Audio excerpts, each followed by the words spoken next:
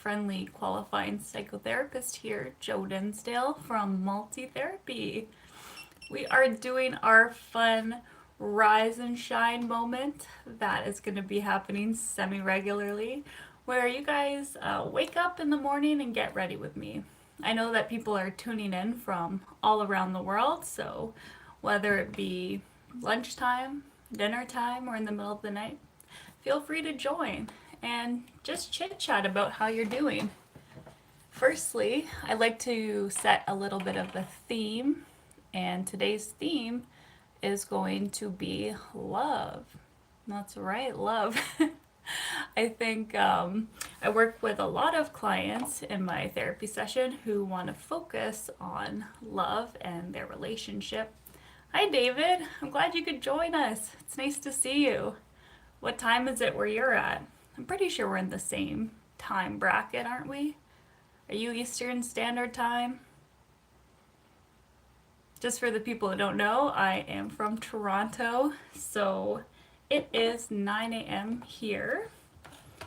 I know people from around the world tune in from Austria, Japan, Germany. It's so fun to hear about people's experiences from different places. I think that's one of my favorite things about going live is hearing about everybody's stories. Oh, that's classified, David. Understandable. You don't have to share anything you don't want to. I'm glad you're setting your boundaries. That's what I like to see. All right, guys. So when I say relationship, I'm curious what you have experienced when it comes to relationships. I have really leaned into relationships. I feel like I have it on my website now. That's kind of my specialty. It was really hard for me to pick a specialty in kind of the therapeutic realm. A lot of people go highly, highly specialized. So, for example, they might do therapy exclusively for kids with ADHD, like teenagers with ADHD. They might do specifically for OCD clients. And I find that hard because I like to work with a variety of people. I like to have, I guess, just like a range, right? Hi, Boria. Hi, Nina. How's it going? It's great to see you here. We're just talking therapy and relationships. Hi, Ronnie. Oh, thank you. That's really nice of you. Oh, you're from India? Welcome. What time is it over there? I get a lot of people from India, which is so exciting. Sasquatch from Canada. Good morning, fellow Canadian. It's nice to see you. We're talking relationships, guys, and kind of therapy. Has anybody done therapy for relationships? Because that's what I've decided. Recently, I'm still a new therapist. Hi, Roger. So, 6:33 p.m. Okay, I'll remember that because I get a lot of people from India. So when I start in the morning, it's around dinner time for you guys, or maybe just before dinner. I know people from India typically like to eat late dinners, is what I've heard. Randy Day, it's nice to see you here. Hi, Davnat. I hope I pronounced that right. Hi. Yeah, so let's talk relationships, guys.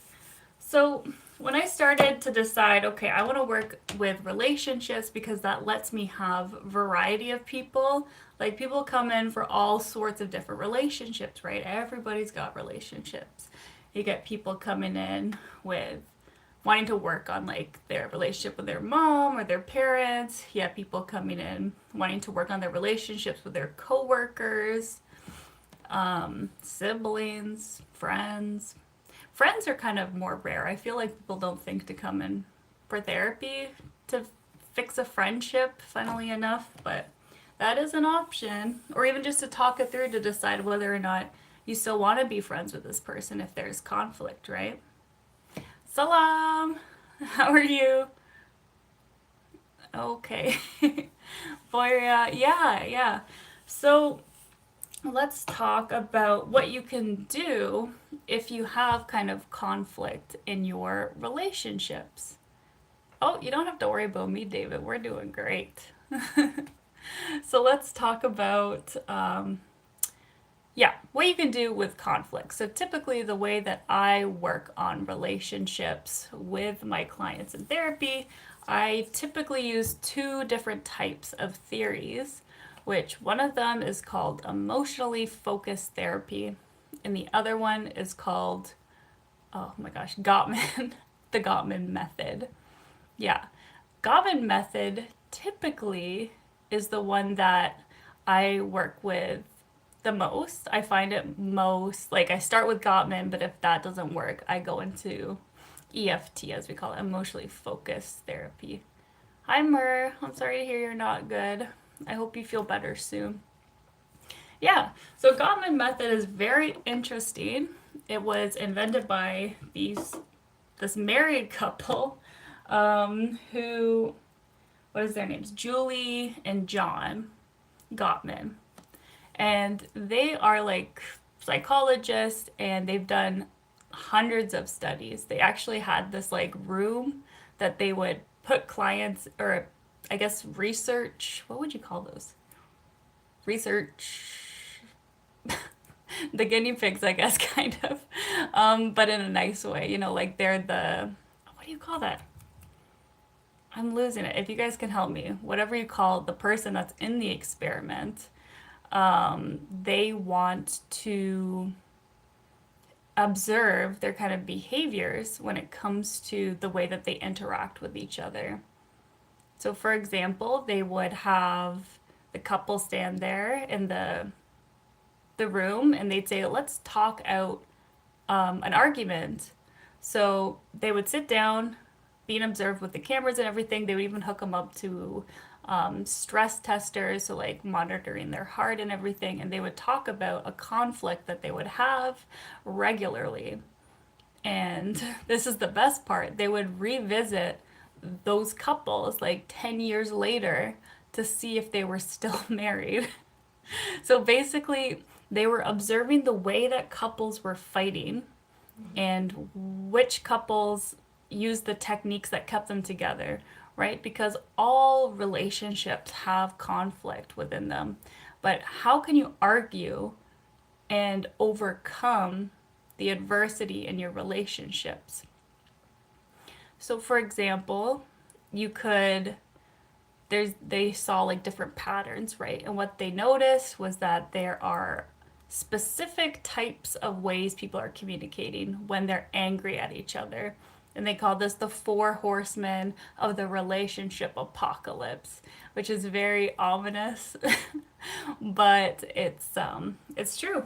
Basically, they had these four things. One of them was defensiveness. When your partner tried to confront you with something, you would kind of shut down completely and say, oh, geez, like, I didn't do any of that. You're attacking me, so I'm going to put up these defense walls, right? Like, I don't want to deal with this, so it's kind of on you, right? The second one being so defensiveness, criticism, resentment, and stonewalling are the four, right? So we talked about defensiveness. Stonewalling is when you completely shut down. You're kind of flooded with emotions. Your partner tries to confront you with an issue and you shut down. You get really quiet. You might not talk to your partner for days on end. That's called stonewalling. The third, criticism, is when you're actively kind of verbally attacking your partner. You're saying, like, you did this to me, blah, blah, blah. So you're really like kind of combative in your communication style. And then finally, the resentment is when you almost feel like you're better than your partner. You're saying, this person is kind of trash, right? Usually that's kind of the final one that happens in a relationship. When things get really bad, you start to get resentful of your partner. You feel like they're a bad person now. And you just like almost feel disgusted with them in those moments.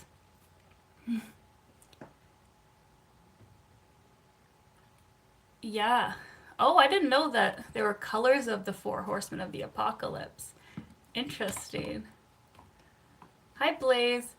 I study all sorts. I do ACT, DBT, CBT. I'm kind of like a jack of all trades. I think it's really important to know all of these different therapies so you're able to basically pivot depending on what your clients need. I'd say my most common ones that I use, I love a good narrative therapy, which is where you explore the basically the story of the person, like their full story. You kind of act as if they're a character in the story, and we visit, what's their origin story? What do they look like now? What are their future goals? It can kind of be helpful to get that outside perspective of looking at somebody in this way. So yeah, what do we do? What do we do when we have all these, resentments, defensiveness, criticisms, resentments starting to build up? The good news is there are antidotes to this. This is how we fix these things. And number one, criticism. That's when you do a soft startup instead. That is the antidote, as they call it in the Gottman method. The antidote is to gently speak to your partner instead of, doing that attacking mode. So you gently say, hey, listen, I have something to talk to you about. Is this a good time? Do you want to talk about it later, maybe over dinner? And then you use I statements. That's really important. So instead of saying you did this, you did that, you're saying I feel really hurt by the way you've been acting. That's my experience, and I really like to work with you together to move forward. Does that make sense, guys? Have I been hypnotized before? I have. I have been hypnotized. It's a wonderful feeling. Nice and relaxed. If I ever can't go to sleep, I typically put on my little headphones and listen to some self-hypnosis to fall asleep. Yeah.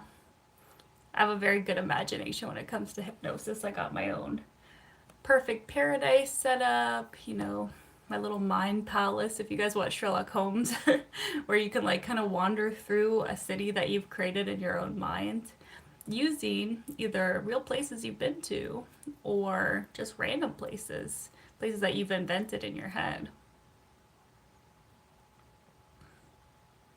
Hi, Karen. Oh, I'm glad you're a pillar of your community. Hi, what do I do for a living? I'm a therapist. I am a therapist in Canada. I do virtual therapy. So greetings to everybody who's in Canada or otherwise. Yeah, if you're looking for a therapist, feel free to check out multitherapy.co. That's where you can find me. The next step, so if you're suffering, I got my little notes here just to make sure I'm not forgetting anything, is contempt. If you're feeling contempt towards your partner, you can build up a culture of appreciation. And that's where you're trying to focus on the positive things that your partner is doing as opposed to the negative things. Because it can be quite easy to get caught up in all the negative, right? Like, we don't really think about the times where things are going well, but we can remember very easily the times where it went wrong, right? Those are the ones that get stuck in our head. So I think it's kind of like a natural human condition to focus on the negative because it's a form of survival, right? We're used to having to remember these negative things so we don't make the same mistake again.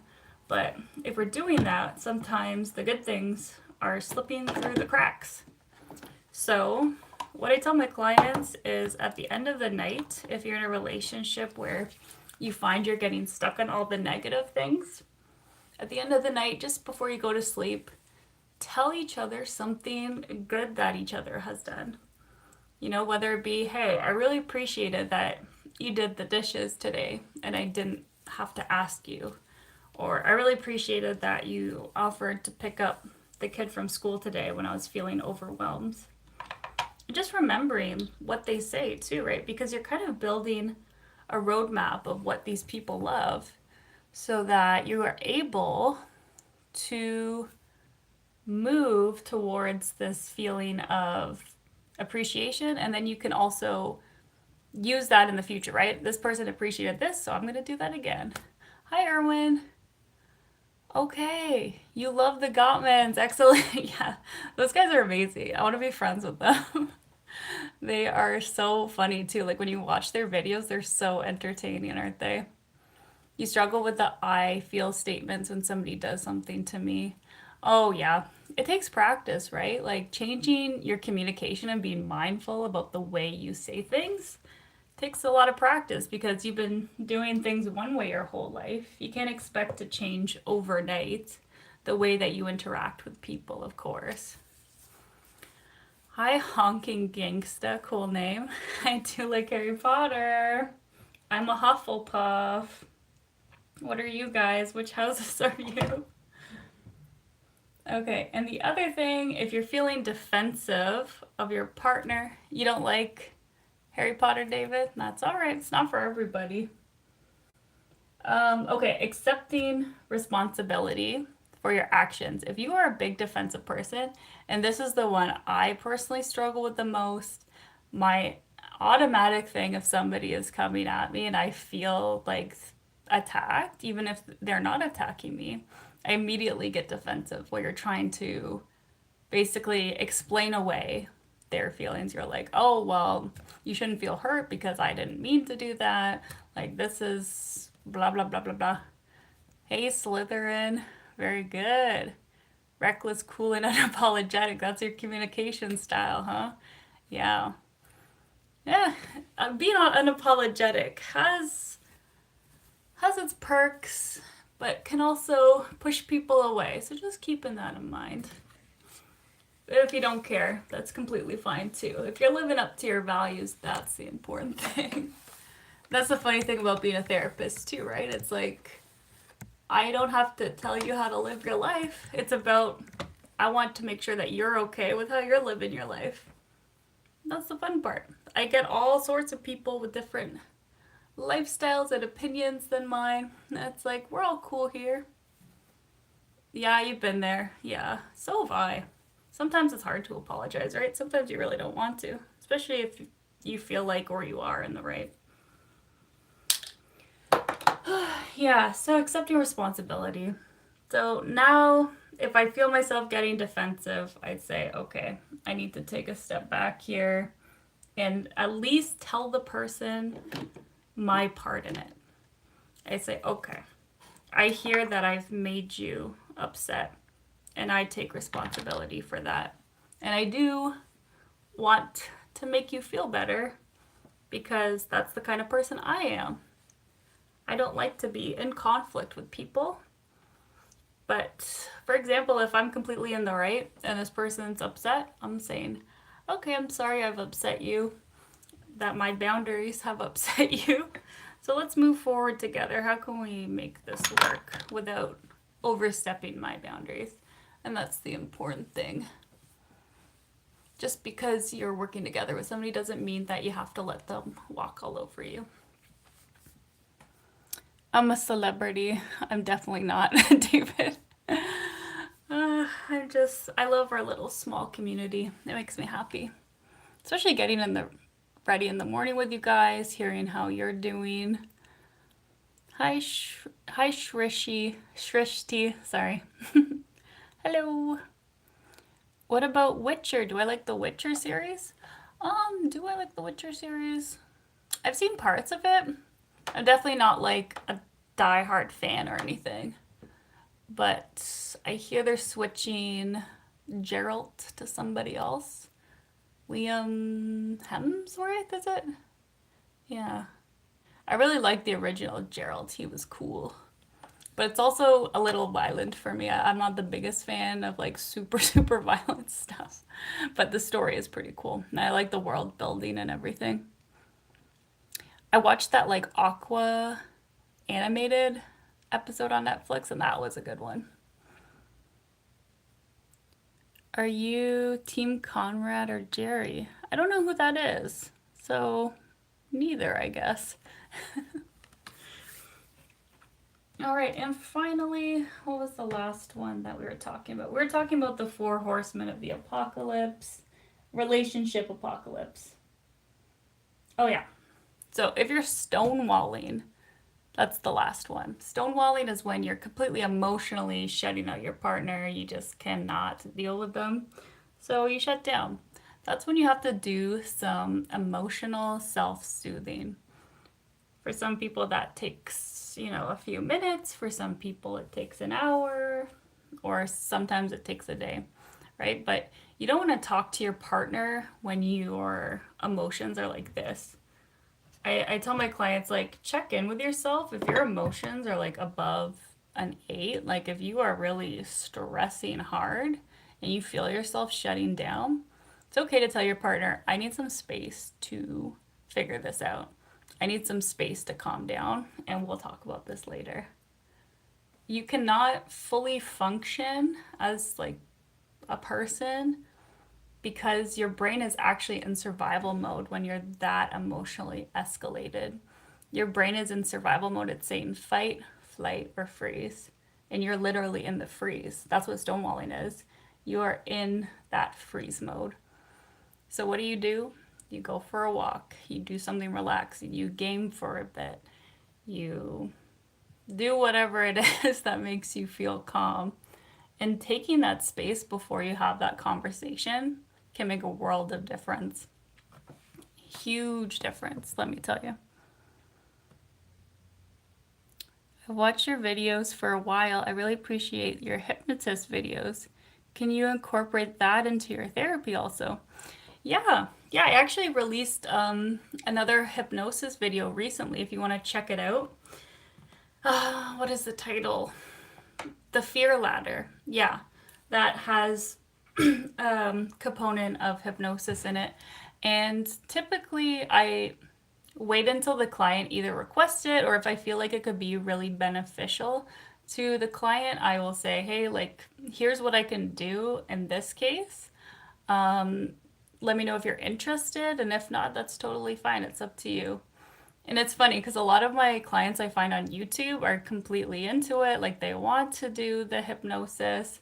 But then clients I find outside of YouTube, they typically like, oh, I don't know about hypnosis. I feel a bit skeptical about it, so I'll pass, which is fine. So it's funny that there's a bit of a difference, right? Like the people on my channel are very educated about hypnosis and understand the benefits, where I'd say like the majority of people in Canada just don't know. They don't understand, I guess, the depths and like what it is. So yeah, that's the difference. Hi, Gurav. I don't know anything about nuclear radiation, unfortunately. But yeah, that should be an important thing to check out, huh? Make sure that you're safe wherever you are, okay? Honking Gangsta. I would watch Power Rangers or Ben 10 than watching Twilight. I love that you're bringing these up. I loved Ben 10. Ben 10 was like an OG. He was so cool. I was like, I would have dreams about having his watch. I don't know if you guys know about Ben 10. He's like this, I guess, boy who found a watch and he could turn into 10 aliens. And then eventually he like unlocked other aliens he could turn into. But it was really cool. He had this like big alien watch on his hand and he'd like hit the button and a little woo transform. It was very entertaining. Twilight though, I gotta disagree with you there, Honking Gangsta. Twilight is awesome. I used to be too cool for it, like in high school when it came out. I was like, it's so lame, it's so mainstream. I can't like that. But then I secretly read all the books. Okay, I just couldn't tell anybody about it.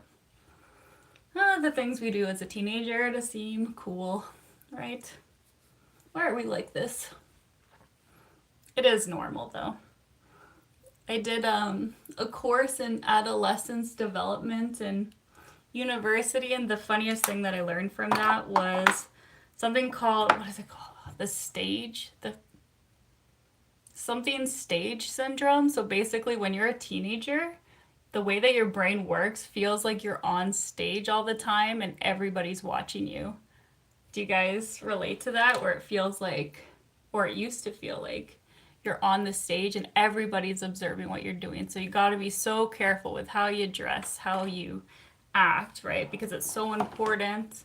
If you don't have the Hollister t-shirt, oh my gosh, everybody's gonna judge you. That was very much my experience in university. Yeah, David, Ben 10. Oh, Shrishti, give you some study motivation. You're supposed to be studying, but you're here. My gosh, you can study and watch at the same time, okay? I gotta study too, okay? So let's make a deal. We're both gonna study for at least a few hours, and then tomorrow I'm gonna come back online at 9 a.m. Eastern Standard Time, and we'll teach the people what we studied, okay? Are you studying math?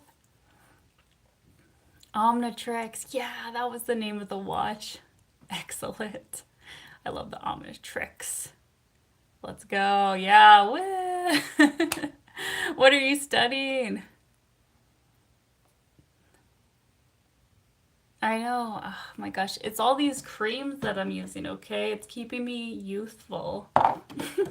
I only started using them recently, but I love it.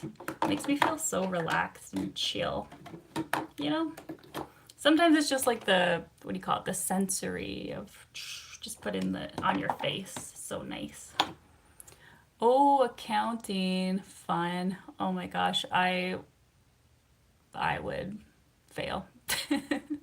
But I believe in you, okay? You gotta be good at math for both of us. I'm studying for, okay, I haven't mentioned this yet, but I'm studying for my final psychotherapy license. Okay, bye, David. Thank you for joining. I really appreciate it. It's nice to see you in the live. You take care, okay? Yeah. I'm studying for my final psychotherapy license exam, so I'm very nervous. Uh, it's really weirdly organized. So basically in Canada, or at least Ontario, you have to have your license. You're part of like the College of Psychotherapists. So what I'm doing currently is I've collected the mandatory 450 hours of direct client contact. So that's like I'm doing an online session, I'm sitting with you for an hour. That counts towards those 450 hours. So I'm like way above that at this point. I've worked with a lot of people. That's why you can trust me on that I know what I'm doing, hopefully, fingers crossed. And I'll let you know if your situation I don't know. I'm very much like, it's ethically, you don't want to work with people that you don't feel competent enough to help. So, yeah, that's always important to say, okay, I know my limits. Your issue I cannot help you with, so I'm going to redirect you to somebody else, basically. Oh, chartered accountant? I know what a CA is. That's fun. Wow, it's hard to be a chartered accountant, so good for you guys. Well done. I'm very impressed. Hello, hello. Hi, Marco. Hypnosis here. Oh, on live?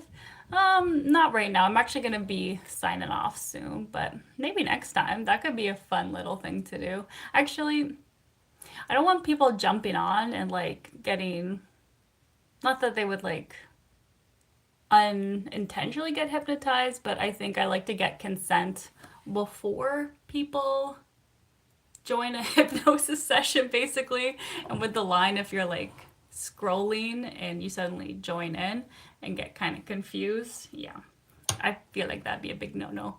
But maybe I can make another hypnosis video for you, Marco. What kind of hypnosis video would you like? Let me know. Yeah, but with this psychotherapy situation, I am basically stressing because it's a really weird setup. They give you kind of like situations. Um, so they'll give you like a fake story about a client, and then you have to do like multiple choice where you can select a bunch of different options or not select it.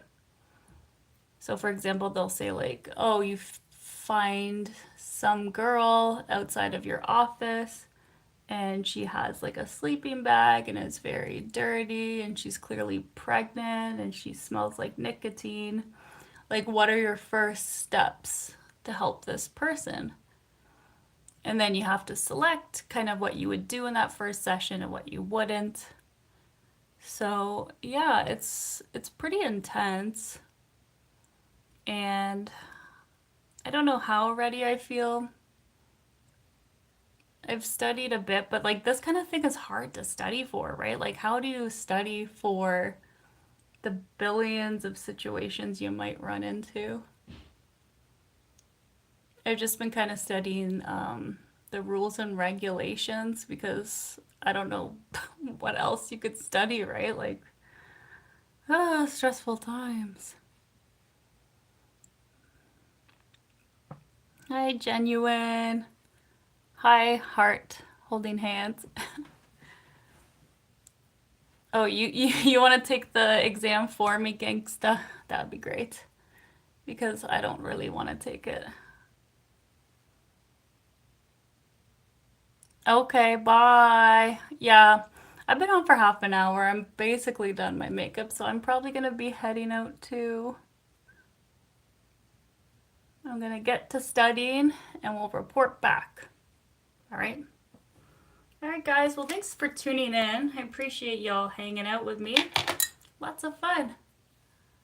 I hope you guys have a great day and feel free to tune in tomorrow at 9 a.m. Eastern Standard Time when we're back. Bye, guys.